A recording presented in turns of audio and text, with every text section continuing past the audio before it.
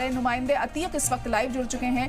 अतीक, तो फिलहाल एसआईटी की शुरुआती रिपोर्ट में कई बातों का जिक्र किया गया है, ऐसा बताया जा रहा है, क्या कुछ जानकारी? कहते हैं एसआईटी में हालांकि 2 दिन में जो अपनी रिपोर्ट हालांकि लगाई है उसमें ये बताया गया कि 78 लोगों के हालांकि बयान दर्ज किए गए हैं। इसमें जो लोग घायल हुए थे उनके जो परिवार के लोग थे जो उस समय वहाँ मौके पे मौजूद थे और घायलों को अस्पताल ले जा रहे थे, जो पुलिस मौके पे मौजूद थी, जो थाना अध्यक्ष, जो इंस्पेक्टर, जो कांस्टेबल मौके पे मौजूद थे, जो मेडिकल अफसर मौजूद थे, जो एम्बुलेंस कर्मचारी मौजूद थे, ऐसे तमाम लोगों के बयान दर्ज किए गए हैं। 78 लोगों के बयान दर्ज करने के बाद जो एसीएस होम है वहाँ पर रिपोर्ट भेजी गई है। इसमें हालांकि बताया गया है कि जो लोगों ने बताया है कि बाबा के पैर के धूल बाबा को छूने के लिए हालांकि भगदड़ मची थी और जिस जमीन पे ये कार्यक्रम हो रहा था वो जमीन काफ़ी ऐसी थी, दलदल तक की जमीन थी, वहाँ पे हालांकि लोग जो भगदड़ मची है तो इसकी वजह से हालांकि जो गली थी जहाँ से लोगों को निकलना था वहाँ से लोगों निकल नहीं पाए हैं। अगर इसी में कितनी महिलाएं हालांकि दब गई थी, उसी के ऊपर पीछे जो लोग महिलाएं थी वो चढ़ने लगी थी और बाबा को छूने के लिए महिलाओं में कोशिश की थी कि उनके पैर की धूल पे जो मिल जाए। जो भी तो रिपोर्ट सामने आई है कि उसमें जो रंगोली बनाई गई थी, जो रंगोली का हालांकि कलर था उसको पाने के लिए, माथे पे लगाने के लिए जो ऐसा कहा था कि बाबा का सत्संग जब होता है तब ऐसी रंगोली बनाई जाती है। इसी को लेकर हालांकि ये बुरी जो कहते घटना घटी है। ऐसे में तमाम तरह के बयान दर्ज किए जा रहे हैं। हालांकि पूरे मामले में रिपोर्ट एसीएम फौज में सौंप दी गई। हालांकि कुछ दिन बाद ये रिपोर्ट सीएम ऑफिस में जाएगी। वहाँ के बाद ये तय होगा कि जिन अधिकारियों लापरवाही इनके मामले सामने आई हो तो संयोजक रहे हैं पूरे मामले में। हालांकि अभी तक ये आ रहा था कि 5 संयोजकों के नामजद दर्ज किए गए, तो तमाम ऐसे संयोजक थे जो बाबा का हालांकि सत्संगी करा रहे थे। तो पूरे मामले की हालांकि एसआईटी जांच कर रही है और एसटी पूरे मामले में लगी है। हालांकि अभी तक मामले में जो बाबा सत्संग है उनको पकड़ नहीं पाई है। बाबा अभी फरार है। जो मैनपुरी जहाँ बाबा का सत्संग का जो कहते हैं कि बना रखा था, जहाँ बाबा रहता था वहाँ पर बना रखा था, वहाँ पर हालांकि लगातार पुलिस निगरानी रखी हुई है। मगर बाबा हालांकि अभी यूपी में नहीं है, ऐसा पुलिस कह रही है।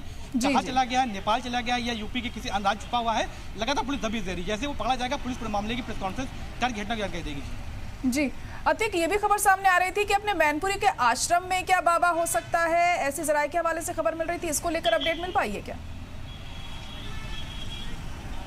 देखिए, हालांकि जो पुलिस की सीडीआर रिपोर्ट जो पुलिस ने लोकेशन ट्रेस की थी उसमें लोकेशन ये मिल रही थी कि बाबा का जो मोबाइल था हालांकि मैनपुरी का जो जहाँ पर उसका आलिशान हालांकि सत्संग आवास बना रखा है जहाँ वो रहता है वहाँ पर मिल रही थी। हालांकि पुलिस के कहते लोकल वहाँ पे अधिकारी गए थे, मैनपुरी के जो एसपी सिटी राहुल थे वो मौके पे गए थे, मगर वहाँ पर बाबा नहीं मिले हैं। 4-5 ऐसे वहाँ पर लोग मिले थे जो बाबा के सत्संग में आते थे और वहाँ पर जाके बाबा की देखरेख करते थे। उनसे पुलिस पूछताछ कर रही है। तमाम ऐसे लोगों को हिरासत में लिया गया है जिनसे पूछताछ करे जो बाबा के साथ रहते थे और उनके साथ काम देखते थे। तो हालांकि अभी तक पुलिस मैनपुरी में छापेमारी कर रही है। मैनपुरी के साथ साथ यूपी के कई ऐसे अन्य जिले हैं, हाथरस की बात करें, आसपास के जो जिले तमाम हैं वहाँ पुलिस छापेमारी कर रही है। हालांकि एसटीएफ भी पूरे मामले लगाई गई। कई ऐसी टीमें जो लगातार बाबा की छापेमारी को देखे कर रही है, जो राजस्थान में भी छापेमारी कर रही है, मध्य प्रदेश और तमाम ऐसे जिले हैं जहां पुलिस छापेमारी कर, मगर अभी तक बाबा का सुराग नहीं लगा है। तो घटना के 4 दिन हो चुके हैं मगर पुलिस अभी तक असफल है, एसटीएफ असफल है। एसआईटी पूरे मामले की जांच करी मगर अभी तक बाबा हाथ में नहीं आया है। वही बाबा के जो वकील है एसपी सिंह वो ये कह रहे हैं कि जिसको पुलिस ने 1 लाख का इनामी घोषित किया है पूरे मामले में घटना करके, वो हालांकि हार्ट अटैक का मरीज और अस्पताल में भर्ती है। जैसे ही वो फिट हो जाएगा वो पुलिस के हवाले हो जाएगा। मगर क्या बाबा को बचाया जा रहा है कि पुलिस की चार्जशीट में नाम नहीं, पुलिस के एफआईआर में नाम नहीं, तो क्या बाबा को बचाने की कोशिश की जा रही है? इसको लेकर भी तमाम तरह के सवाल खड़े हो रहे हैं। इसी में राहुल गांधी भी हालांकि हाथरस गए थे, अलीगढ़ गए, मैनपुरी गए थे, वहाँ पर तमाम लोगों से अलीगढ़ गए थे, मुलाकात कर रहे थे जो पीड़ित लोग थे, उनसे भी बात की और ये भी लगाया आरोप कि बाबा को पकड़ने के लिए पूरी तरह से पुलिस नाकाम रही है। ऐसे में कहीं ना कहीं सवाल जो खड़े हो रहे हैं यूपी पुलिस पर, ये बड़ी बात है। जी, लेकिन बाबा पर एफआईआर अब तक दर्ज नहीं की गई है, तो वहीं पुलिस ढूंढ भी रही है बाबा को। एफआईआर क्यों नहीं दर्ज की गई, इसके पीछे भी लगातार सवाल उठ रहे हैं।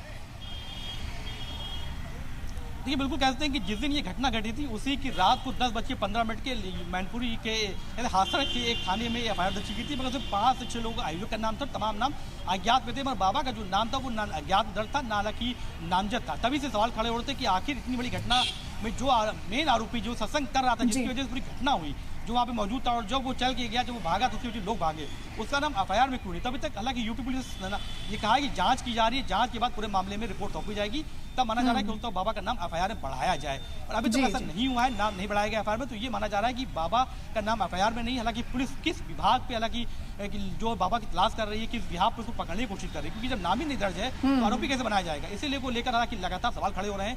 हालांकि विपक्ष भी पूरे मामले में हमलावर हो रहा है, चाहे अखिलेश यादव की बात जी बिल्कुल, सियासत भी पुरजोर तरीके से देख रहे हैं हम इस मुद्दे पर। फिलहाल बहुत शुक्रिया अतीक सारी जानकारी के लिए।